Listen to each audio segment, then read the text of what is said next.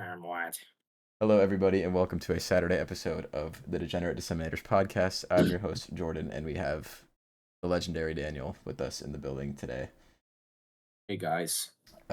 First things first, I didn't say anything on our last episode because I didn't realize it yet, but our last episode was our 50th. So I just want to, a lot of you guys that watch this probably know me or Daniel in real life. So, it's a little different, but either way, I appreciate you guys watching. I do have a lot of fun doing this, especially when we're winning like we won tonight.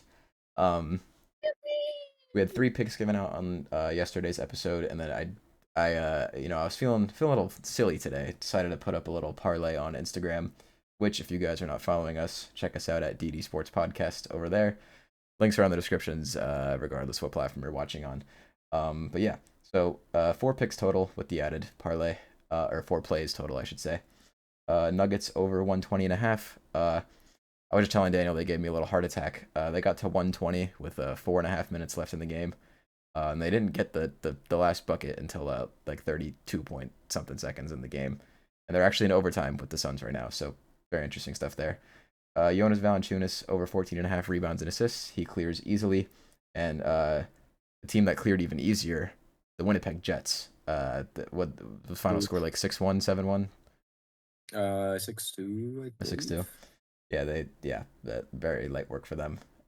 We only put half a unit on the parlay. I'm not gonna go 6-1. through. It was 6-1. Okay. I'm not gonna go through all the picks on there. It is still up on the Instagram if you want to take a look. But only half a unit there. So we go 3-1. I'm calling it a sweep, guys. Don't care. We're up 2.5 units on the day. And I did give us a little update. I'll give you guys another one. On the month of March, we moved to 11 wins, 8 losses, 1 push, and we're up 2.6 units. So Huge. pretty good. We're only a week and a day in, so hopefully we can build on this. We have another four plays going out, five picks technically, but four plays we got here. We got a little UFC parlay action. Um, yes, we have one from the NHL, two from the NBA, and a little UFC parlay, like I mentioned. Without further ado, though, let's get into today's picks. Daniel, the floor is yours. All right, guys. Coming in hot. My number one pick for today. Boston Bruins at Tampa Bay Lightning. We are taking the Lightning -1.5. I don't have the odds. Sorry. I got it, Um, guys. It's minus 105. Thank you. For a -1.5? Yeah, it's favorited That's interesting. very All right, slightly, but anyways. Honestly, I can agree with that considering that the Bruins just sold a lot of their team. Brad Marchand is gone. Charlie Coyle is gone, and so is Brandon Carlo. Um, those guys were pretty big players for the Bruins. I saw a lot of people getting sad. Brad Marchand is now a Florida Panther, if anyone can believe that. But that bodes well for us because the Tampa Bay Lightning are going to destroy them tomorrow, I believe, or today rather. As far as stats go, Tampa Bay beats them in everything other than face-off percentage. So power play, penalty kill, goals for, and goals against. Um, Tampa picked up a few guys a few days ago in like Yanni Gord and somebody else, I forgot who. So they're looking good. They're looking ready for the playoffs, whereas Boston is likely not going to make the playoffs. Um, so once again, just like the Buffalo Sabres, Bruins fans all around the world, I am sorry, but your season is pretty much over. Um, they got nothing to play for. I mean, there's still a few guys left who, were pretty big hitters like Pasternak, Zaka, Geeky, but I don't know. I just don't see this Boston team beating the Lightning, especially not at home. Last time they played at home was in January. Tampa Bay won 4-1. So I believe Tampa Bay is going to win this by at least 2 goals. As far as side bets go, we will take Jake Gensel for a goal, and we will take Nikita Kucherov for an assist. Both have 5 in their last 5. So that's all I got. I'm going to swing the rock over to Jordan. hey, guys. So we're gonna start off with the NBA. First game I'm looking at is the Orlando Magic at the Bucks. Um, I've talked a lot of shit about the Magic, and you've probably heard enough, but I don't care. I'm gonna talk shit some more. Um, yeah, they really haven't been good, at all. They've lost their last five. And for a team that's made up to have one of the better defenses in the NBA, they just gave up 125 points to the Chicago Bulls in their last game. Um, if you guys aren't too fond of the NBA, the Bucks have a way better offense than the Chicago Bulls, so I can't even imagine what they're gonna do to them. Um, yeah, the Bucks have been red hot. They've won 5 straight, and the Bucks already lead the season series between these two teams 3-0.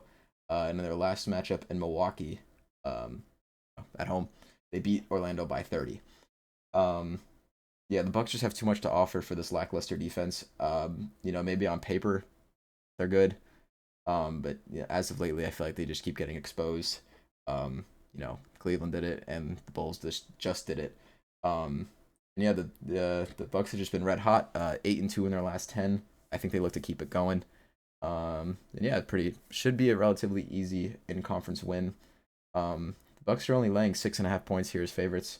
Glad I caught it early. I feel like this number is going to soar up to probably close to 10, honestly, assuming everyone's playing, which I will keep an eye on.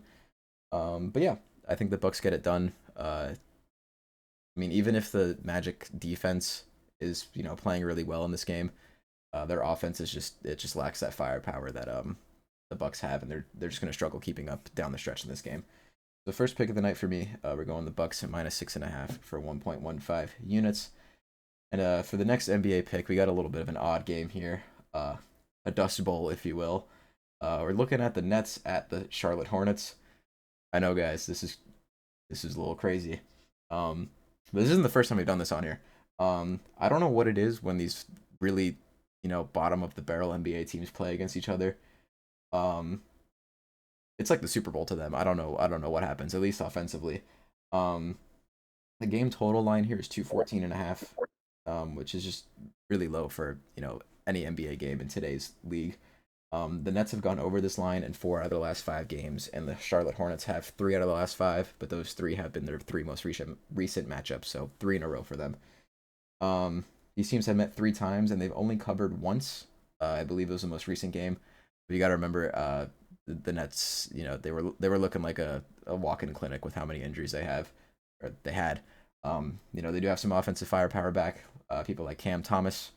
So yeah, I think both teams go out there with nothing to really lose in this game whatsoever, and just have fun. It's gonna have like a little park pickup game feel, and hopefully just run the score up, which I do think we see happen.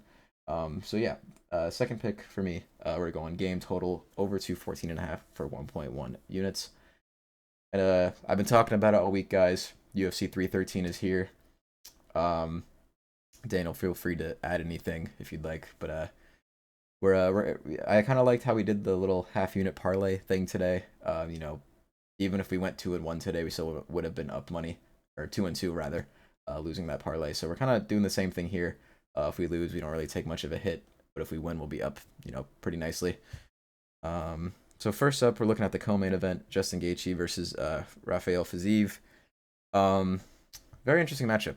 Fiziev has been out for just about 2 years with a torn ACL. Took this fight on 8 days' notice. And then we all know what happened to Justin He ain't Gaethje. winning that shit. He's not. He ain't winning that shit. But I'm sorry, physique fans. He ain't winning that shit. no. But we obviously do know what happened to Justin Gaethje in his last fight. Um, Rest in peace. Even just putting those things aside, right? I feel like Justin Gaethje has everything to lose here, really. This is kind of like a back against the wall moment for him. I feel like he is getting, up there in age, and he has said very openly, he is only interested in fighting for the belt.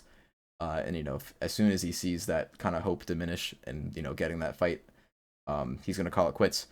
And with Arman Sarukian pulling out of that fight with Islam, it kind of creates this weird issue where I feel like we have multiple people in line for a title shot.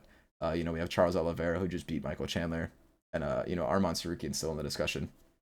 And even someone like Dan Hooker was, but he pulled out of this fight. So I just feel like there's more on the line for him. And yeah, just Justin Gaethje's not the guy you want to fight, especially coming after a loss after a 2-year layoff. So yeah, it's a plus 125 for Justin Gaethje money line. I thought this would be a lot closer to a pick 'em. It actually jumped to plus 130 now, so get that while you can. But Wow. yeah, and also another factor is that Justin Gaethje was training for a 5-round fight with Dan Hooker. This fight has been adjusted to 3 rounds, due to it being a short notice change. So I feel like he's just gonna have a lot more cardio ready to go, and he's physique's just not gonna be able to keep up. So yeah, I don't know how he wins. I would like to see a knockout from him, but this first fight, this is a rematch. He did beat him by decision last time. Wouldn't be surprised if we see it again. But yeah, just a nightmare matchup for someone coming off a pretty significant injury. Moving into the main event, guys. Alex Pereira taking on Magomed Ankalaev. Uh, I really don't see the hype in Ankalaev. I'm sorry.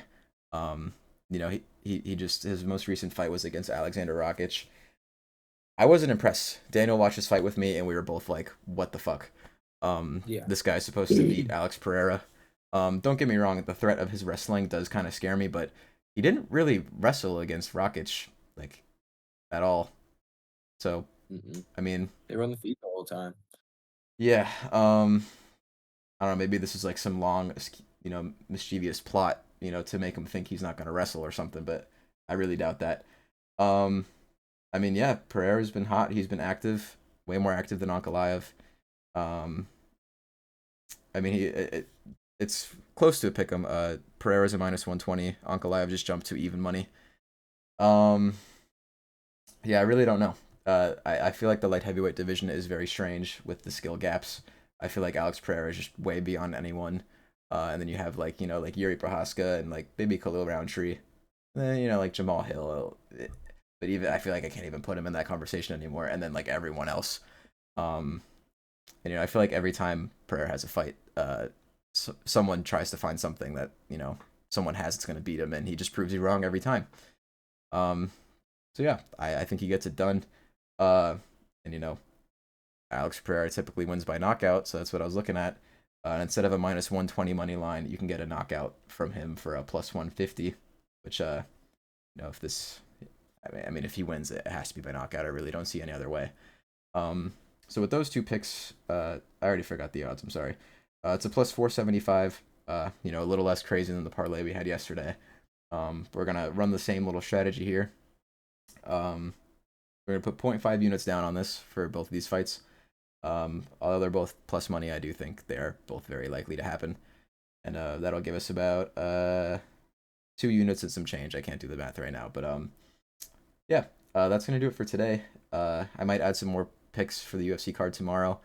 I like the Ignacio Bahamondes versus Jalen Turner fight a lot. I'm gonna look into that some more, so keep an eye out on Instagram for that. But that's gonna do it for me. Daniel, is there anything else you'd like to add before we kick it into the recap? I'm looking at the UFC card for tomorrow or for today, rather. And instead of Bobby Green, it says King Green. Yeah, he legally changed his name. I didn't know that. Yeah, That's interesting. it's been yeah. I think he's gonna lose.